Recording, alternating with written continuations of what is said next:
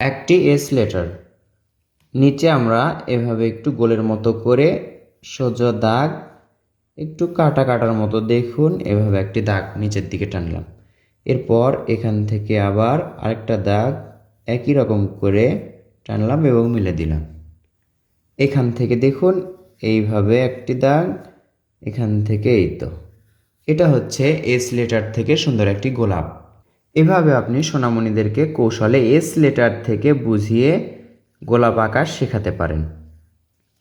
এবার দেখুন এটা এভাবে এটার সাথে মিলে দিব। এই যে এই মাথা থেকে এভাবে করে ঘুরে এখানে মিলে দিলাম। এবার দেখুন এখানে সোজা দাগ, এখানে সোজা দাগ এবং এখানেও সোজা দাগ।